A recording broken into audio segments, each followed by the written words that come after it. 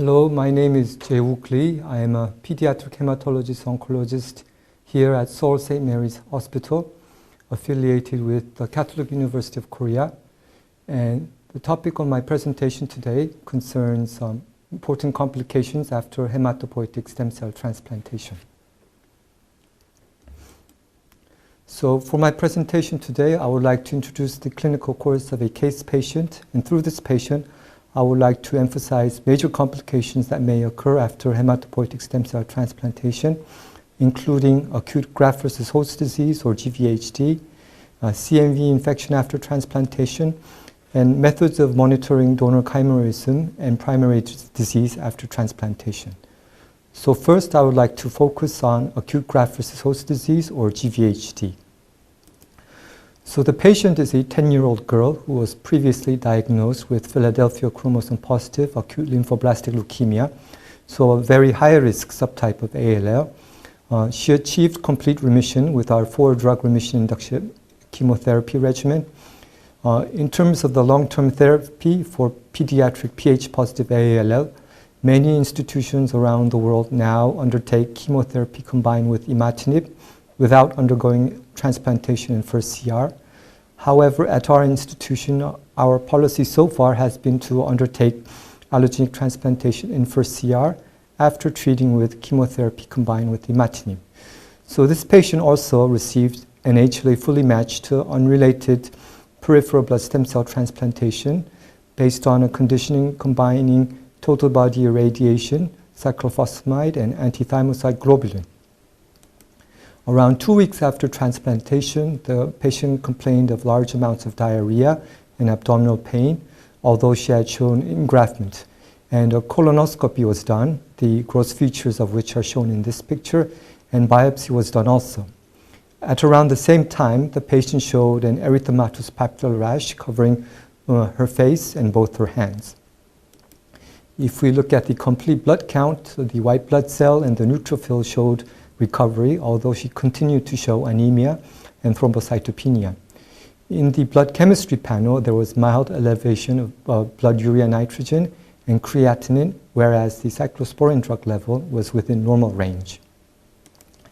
So in terms of the pathophysiology of acute GVHD, I think we can consider 3 main steps. First, when the patient undergoes a conditioning with chemotherapy, with or without irradiation, the patient receives significant amount of tissue damage. After transplantation, the donor T cells recognize host antigen and undergo activation, starting the process of GVHD. And finally, cytokines such as TNF-alpha may worsen the GVHD-related inflammation. Once acute GVHD is diagnosed, it is necessary to accurately stage the extent of GVHD in each organ. In the past, organs with potential for acute GVHD involvement included the skin, liver, and lower GI tract, manifesting as diarrhea and abdominal pain. Skin is the most common organ for acute GVHD involvement, whereas liver is the least common organ for acute GVHD involvement. Recently, the category of upper GI GVHD was made to include patients who showed persistent nausea, vomiting, and anorexia symptoms, with no clear reason for these symptoms after transplantation. Once staging of acute GVHD is done for each organ, we then move on to the overall grade of acute GVHD for the patient. And in terms of therapy for acute GVHD, first-line therapy consists of a calcineurin inhibitor such as cyclosporine combined with steroids. And usually systemic steroids are started for grades of 2 or above. So in the clinical setting, the most common scenario for starting steroids after allogeneic transplantation for GVHD would be a stage 3 skin rash, basically a rash covering more than 50% of the patient's body surface area. And so this would be the most common indication, whereas for patients who have grade 4 GVHD, this is really a life-threatening situation requiring intensive care. So acute GVHD prophylaxis is an important component of the transplant regimen. Methods of acute GVHD prophylaxis include the incorporation of ATG as part of conditioning and administering either cyclosporine or tacrolimus combined with methotrexate. When comparing cyclosporine and tacrolimus head-on, the data seem to indicate that tacrolimus is more effective in decreasing the incidence of acute GVHD.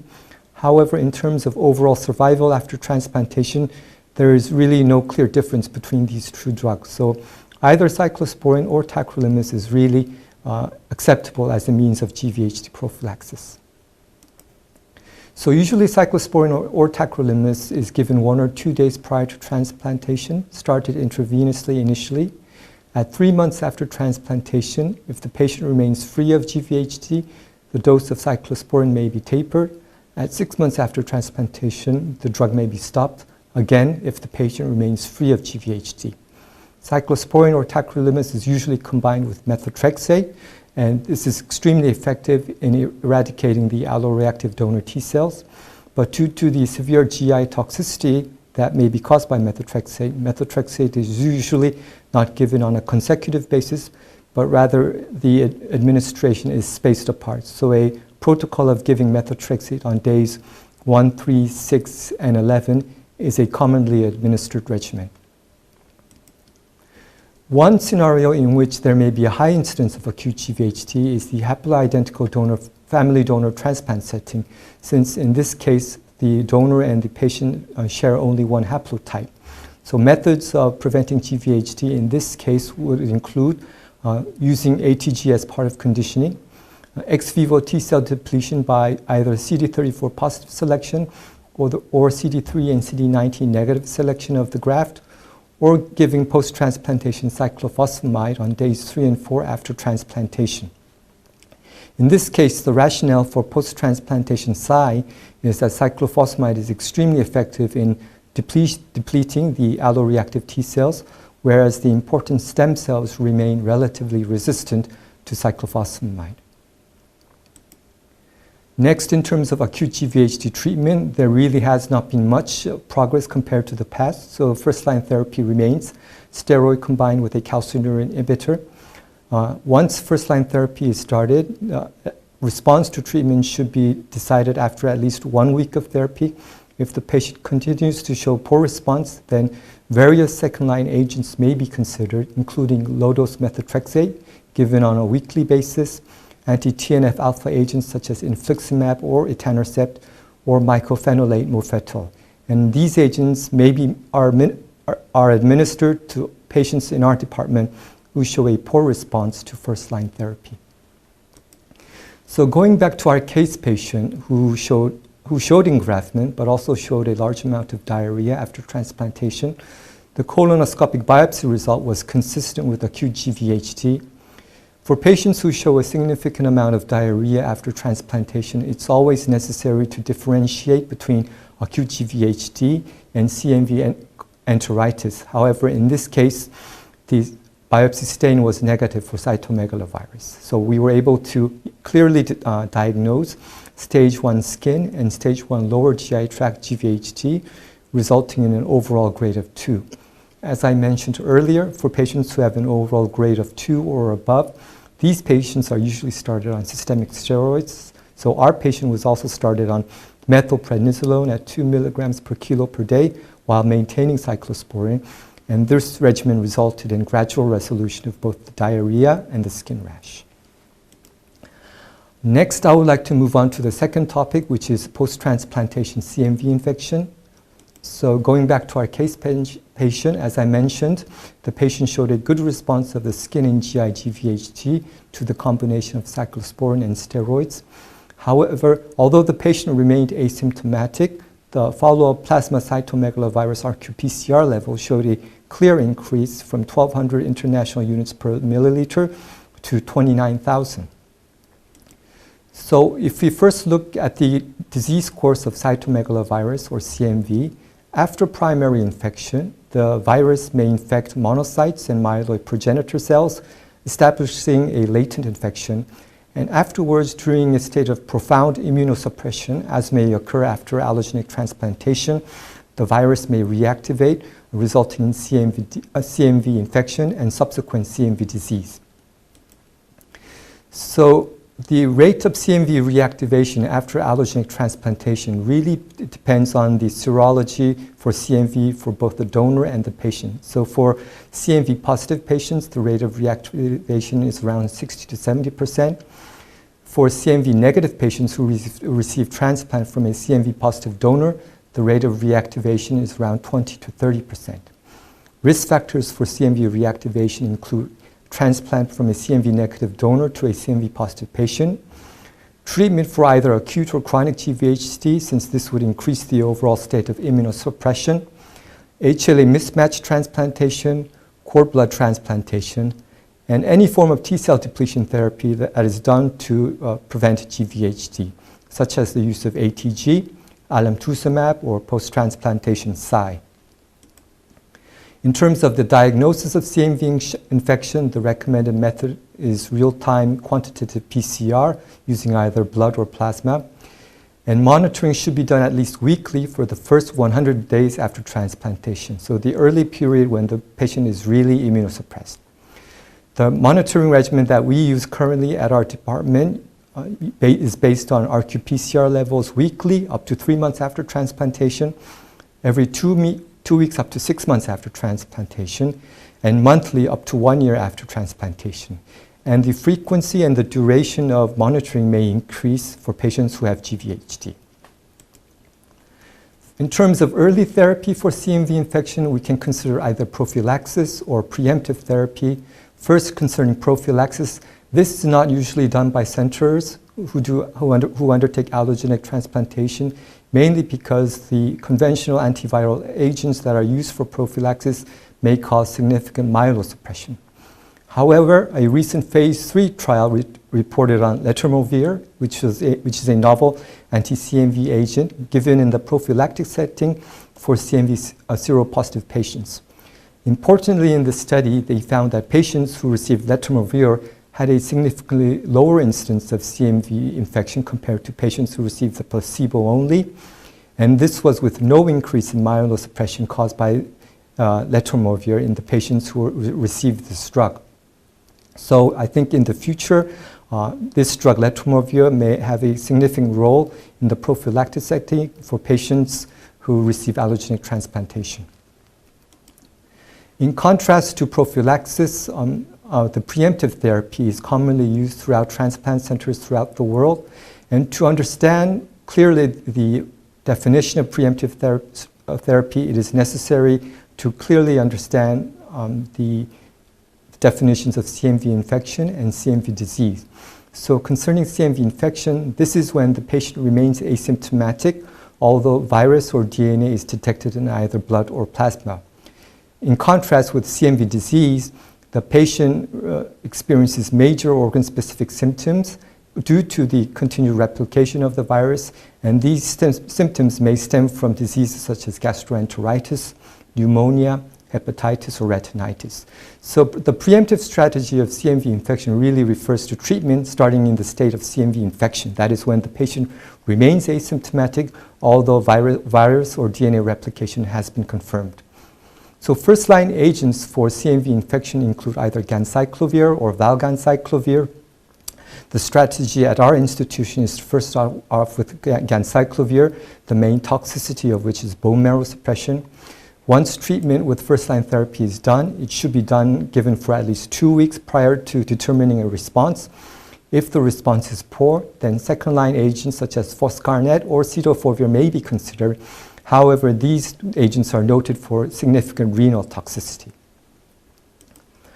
So now, going back to our patient who showed a very good response to the acute GVHD therapy, but showed an increase in the CMV RQ-PCR from 1,200 to 29,000. Looking back on this patient, we can see that the major risk factors for CMV infection in our patient included initial CMV seropositivity, previous diagnosis and treatment for acute GVHD, and the use of ATG as part of the conditioning regimen as the patient received an unrelated donor transplantation.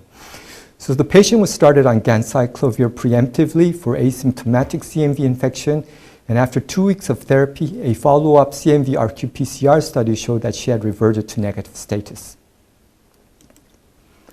And finally, I would like to talk about methods of monitoring donor chimerism and primary disease after allogeneic transplantation. So again, now going back to our case patient who showed a good response to both acute GVHD and CMV therapy. The donor chimerism study done at 3 months after transplantation using peripheral blood showed 98% donor chimerism. Bone marrow study done at the same time showed around 30% cellularity with full engraftment. However, RQ-PCR for the Philadelphia chromosome showed a clear increase from 0 prior to transplantation to clearly detectable levels. So hematopoietic chimerism refers to the percentage of donor and patient cells following allogeneic transplantation. Although definitions may vary, full donor chimerism usually refers to more than 95% donor cells. Recipient chimerism refers to less than 5% donor cells. And anything in between is really referred to as mixed chimerism status. The intensity of the conditioning regimen prior to transplant has a major role in determining the chimerism status after transplantation. So for example, for patients who receive a myeloablative conditioning regimen, you would expect these patients to achieve full donor chimerism after transplantation. However, for patients who receive a non-myeloablative or reduced intensity conditioning regimen, mixed chimerism status may also occur. Methods of measuring donor chimerism status after transplantation have varied with time. The most common method of measuring chimerism today would be PCR of short tandem repeats or short segments of DNA that are repeated. The number of repeats vary according to each person so that the results of STR-PCR may be individual specific. If we now look at the results of STR-PCR in this study, we can see a clear discrepancy in the patient and donor profiles, and after transplantation we can see that the patient has converted to full donor chimerism. However, in this STR-PCR analysis, the patient after transplantation shows mixed chimerism status, with some features consistent with the donor, whereas some features of the patient remain unchanged. So mixed chimerism status refers to any percentage that is neither full donor chimerism nor recipient chimerism. This is more likely to occur after reduced intensity or non-myeloablative conditioning. If there is progressive mixed chimerism, that is, if there is continued decrease in donor cells with time, then the overall results may be indicative of relapse of malignant disease or potential graft rejection. However, I think it's also important to understand that mixed chimerism for some non-malignant diseases and some genetic diseases that require allogeneic transplantation, mixed chimerism status in itself may be sufficient and curative. Next, I would like to move on to disease monitoring after transplantation. Regarding hematopoietic stem cell transplantation as treatment for hematologic malignancies, it's important to monitor minimal residual disease after transplantation, as any remnant MRD may be indicative and may be a harbinger of subsequent relapse. Methods of monitoring MRD after transplantation are the same as those used prior to transplantation and include flow cytometry to check for leukemic cells with an aberrant immunophenotype, PCR to check for immunoglobulin and T-cell receptor rearrangements, and PCR to check for leukemia-specific fusion transcripts, such as the Philadelphia chromosome, as shown in our case patient. So first, regarding flow cytometry, multi-parameter flow cytometry may be done to differentiate leukemic cells with an aberrant immunophenotype, shown in red in these pictures, and to differentiate these leukemic cells from normal regenerating cells. Second, PCR may be done to detect leukemia-associated immunoglobulin or T-cell receptor rearrangements. This method is widely applicable in ALL patients, and high-throughput sequencing methods, a study of which is shown here, which was done at our institution, has the potential for much greater sensitivity than other methods used to detect MRD. The main drawback of this method is that it is time-consuming and really quite labor-intensive. And finally, RT or RQ-PCR may be done to detect leukemia-associated fusion transcripts, examples of which are shown here for both ALL and AML. The main advantage of this method is that there are stable targets, but however, this method can only be applied to a subset of patients and cannot be applied uniformly to the entire cohort of patients that one would like to test. At our institution, our policy so far has been to undertake donor chimerism studies as well as bone marrow evaluation, including MRD testing at the first month after transplantation. So this is prior to initial discharge from hospital, as well as at 3 monthly intervals up to 1 year after transplantation if the patient remains in a stable condition. So again, finally going back to our case patient, the donor chimerism study done at 3 months after transplantation using peripheral blood showed 98% donor chimerism. So we were able to see that the patient maintained complete donor chimerism, at least as shown by peripheral blood analysis. However, a bone marrow study done at the same time to confirm the status concerning primary disease showed a clear increase in the RQ-PCR for the Philadelphia chromosome from 0 prior to transplant to detectable levels. So a patient was started on imatinib. A follow-up bone marrow RQ-PCR done at 3 months later showed that the patient had reverted back to 0. So the patient was maintained on imatinib for 2 more years before stopping treatment altogether. And this patient currently remains disease-free at this point. So in my talk today, I've tried to introduce a case patient, and through this patient, I've tried to emphasize major complications that may occur after hematopoietic stem cell transplantation, including acute GVHD, CMV infection after transplantation, and methods of monitoring donor chimerism and primary disease status, including MRD monitoring after transplantation. I hope my talk has been helpful. Thank you so much for your attention.